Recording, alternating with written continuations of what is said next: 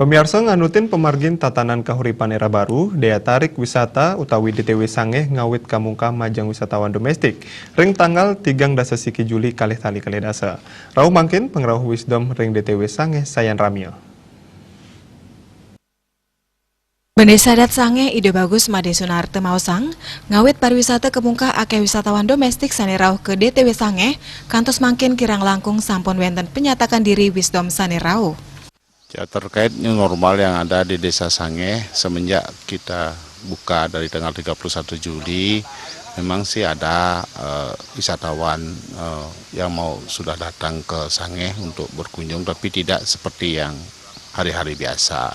Tapi tetap kita juga mengimbau kepada wisatawan yang mau datang ke Sangeh itu untuk mengikuti protokol kesehatan, terutamanya hand sanitizer, masker itu wajib dia harus bawa. Kalau seandainya wisatawan yang tidak bawa masker, kita sudah siap di objek wisata Sangeh.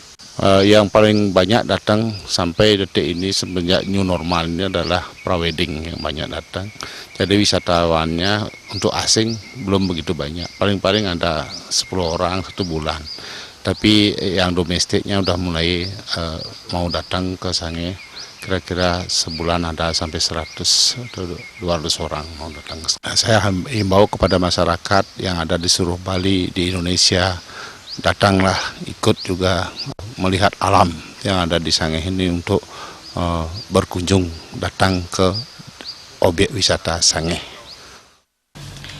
Boy wanta wisdom wisatawan mancanegara talar wenten sane ke DTW Sangeh, ya diaston wilangan nyane kanton akidik.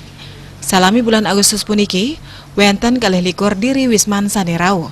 Kanan inucap doh matiosan sayang sedurung pandemi COVID-19 ngelimbak. Ya diastun wisdom talar Wisman ngawit ramye ke DTW Sangeh, wisatawan lokal kantun sane pini ramye melancaran ke wisata sane talar kesengguh alas pale puniki. Sukma miwah Juliana Nguningayang.